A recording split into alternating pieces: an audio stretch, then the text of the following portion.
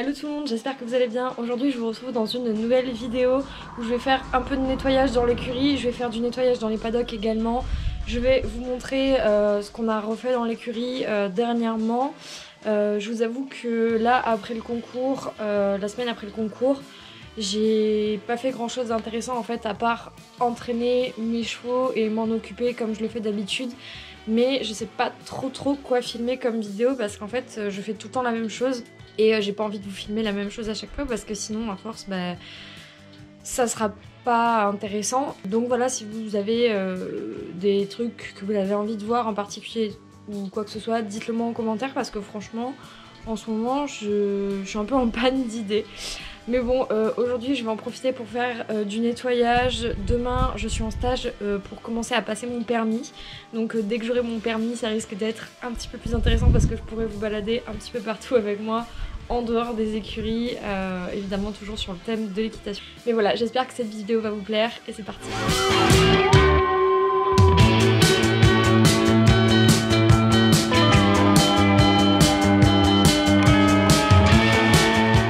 On a refait dans l'écurie, c'est qu'on a refait les peintures. Donc comme vous pouvez le voir, on a refait toutes les peintures de toutes les nouvelles grilles de séparation du coup qu'on avait acheté. On a décidé de le peindre en rouge parce que les volets de la maison de mes parents sont rouges, ainsi que les portes de l'écurie, etc. Et comme ma mère aime beaucoup le rouge, on a fait les écuries assorties avec le reste de la maison. On a également repeint les murs, le dessus des murs, des murets en marron, parce que les chevaux bavent dessus et ça se salit rapidement, même quand on nettoie avec de l'eau, etc. Et on a également repeint les portes, du coup avec du vernis mérisier. Donc voilà, je trouve que ça lui donne un petit coup de jeune à cette écurie. Cet hiver, on va entamer les travaux des murs, donc normalement ça devrait être vraiment cool dans pas trop longtemps.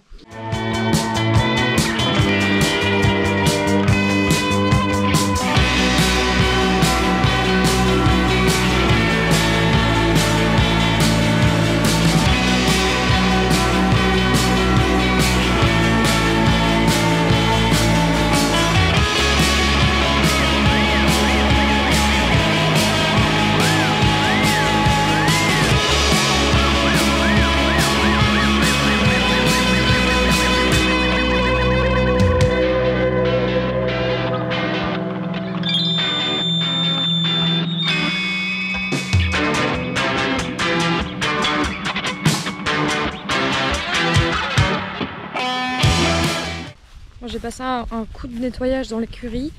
Ce que je vais faire, c'est que je vais aller voir si les chevaux ils ont de l'eau. Je vérifie plusieurs fois par jour, surtout en été, parce qu'ils boivent beaucoup plus qu'en hiver. En hiver, comme ils mangent l'herbe mouillée, bon, ils boivent moins, en plus il fait moins chaud, donc voilà. Donc là on vérifie plusieurs fois par jour, surtout qu'ils n'ont qu'une bassine chacun. J'aimerais bien leur rajouter une bassine supplémentaire chacun du coup.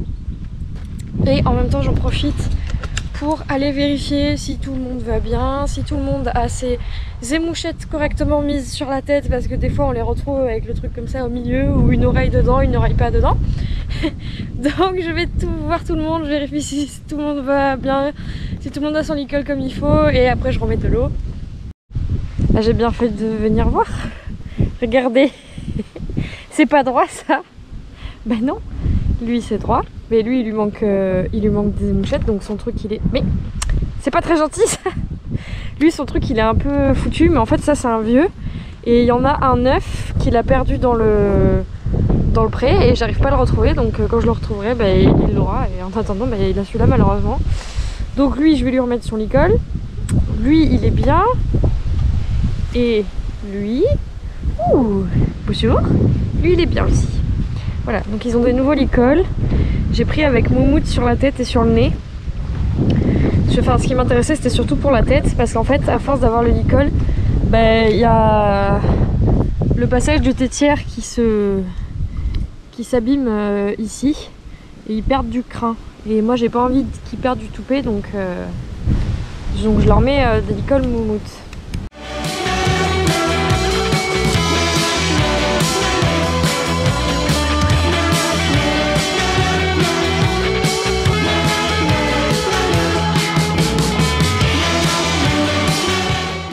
profite de cette vidéo pour vous annoncer que Romero a rendez-vous chez le vétérinaire le lundi 13 septembre pour se faire castrer.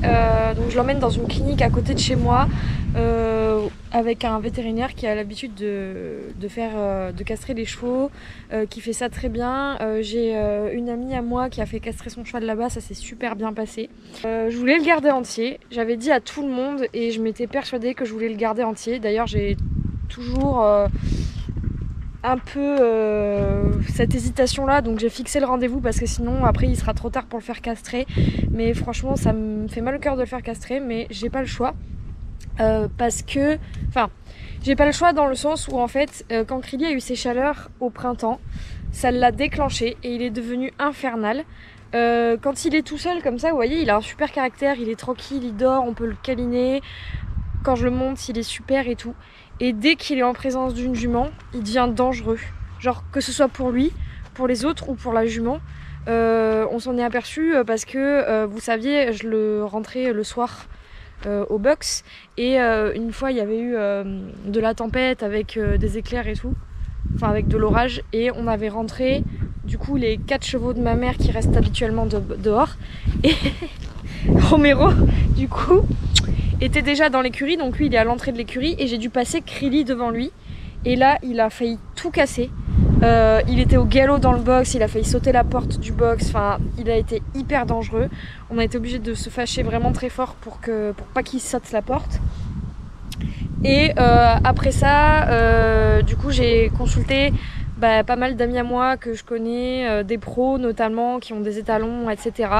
Et qui m'ont dit que quand c'était comme ça, ils s'embêtaient pas avec, qu'ils les faisaient castrer. Parce que d'une part déjà, moi j'ai pas le niveau d'un cavalier olympique type Edouard Gall qui pourrait gérer des étalons. J'ai pas la structure et surtout j'ai pas la force. Donc je me dis que à la maison ça peut aller, mais quand je vais sortir en concours, si je me retrouve avec des juments dans les détentes qui peuvent potentiellement être en chaleur ou j'en sais rien, j'ai pas envie mais t'es con, j'ai pas envie qu'ils deviennent complètement barjots, me mords pas la tête, et qui se mettent en danger et qui mettent en danger les chevaux des autres et les autres cavaliers. Ça peut être hyper dangereux, ça peut créer de graves accidents, donc je préfère le faire castrer. Indépendant. Voilà, du coup bon, ça me déçoit un peu parce que je voulais le garder entier mais je peux pas. Donc ça sera comme ça. T'es un trou du cul. Et au final je pense qu'il vivra mieux même lui, parce que parfois je le vois, il se met à côté de la clôture quand Krilly est pas loin et il reste pendant des heures à la regarder en étant super triste et tout. Du coup pendant ce temps il broute pas, il profite pas de l'herbe et du coup lui aussi il le vit mal quoi. Donc là je me dis il sera beaucoup plus tranquille et il pourra profiter tranquillement du pré comme un hongre avec Da Vinci et Arc-en-Ciel quoi. Donc je pense que c'est la bonne décision. J'espère que vous comprendrez, que vous appuierez mon choix, parce que si vous appuyez pas mon choix, franchement ça va être c'est compliqué pour moi déjà en fait. Genre il a fallu que j'en parle à plein de personnes et que ces personnes me disent oui c'est vrai t'as raison de le faire castrer, parce que si j'arrivais pas à me décider en fait. Mais t'as fini. Mais voilà, bon maintenant la décision est prise, le rendez-vous est pris et je pense que ça sera le mieux pour moi, pour lui, pour les autres. Et maintenant faut pas retourner en arrière. Pas vrai Bouboule? Oh oui. Mais bon, voilà, c'était pour vous le dire. Parce que de toute façon, même sur Insta, il faudra bien que je le dise à un moment donné. Mais c'est pas vrai. Donc il fallait que je le dise à un moment donné. Donc je commence par le dire sur YouTube et après je l'annoncerai sur Instagram. Mais de toute façon, je serai obligée de le dire parce que quand il va être castré, je vais pas dire oh il est entier alors que non, il est castré. Mais bon, actuellement, Romero, en bon étalon qu'il est, fait caca partout. Voilà, c'est dégoûtant. Avant, ici, c'était tout le temps propre. Et il fait caca partout ici, il fait caca partout là-bas. Donc tout le long de la clôture parce qu'il veut marquer son territoire. Donc je vais essayer de nettoyer un peu ça parce que là, franchement, déjà, bon, c'est pas propre. Et même si c'est un pré et non pas un paddock, j'ai pas envie que ça leur attire davantage les mouches, surtout que là en fait ils ont des grands arbres Et quand il y a le soleil qui tape ici, ils sont vraiment bien parce qu'ils sont à l'ombre. C'est pour ça qu'ils dorment souvent ici et qu'il n'y a pas d'herbe d'ailleurs. Donc je me dis que si je laisse ça comme ça va attirer davantage les mouches et ils vont être davantage ennuyés quand ils feront la sieste. Bon, assez parlé, je vais aller re-remplir les bassines et ensuite nettoyer le paddock.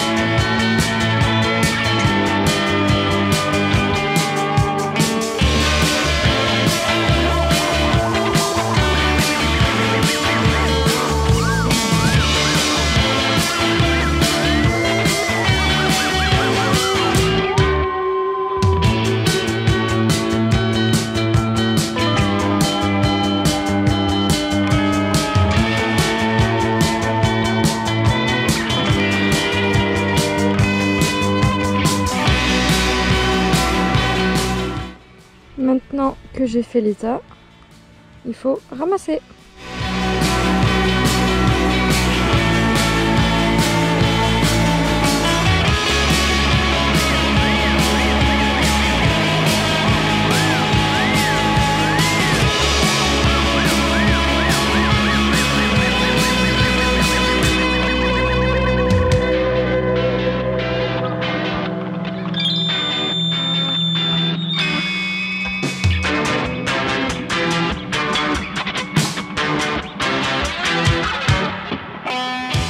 Voilà, je pense que je vais arrêter cette vidéo ici parce que je commence à avoir un peu faim, donc je vais aller manger.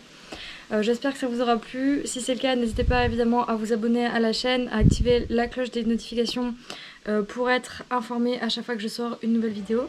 N'hésitez pas également à liker cette vidéo, à la commenter et à me suivre sur Instagram. Je le dis à chaque fois, mais c'est important de me suivre sur Instagram parce que je mets énormément de choses et je fais des liens avec...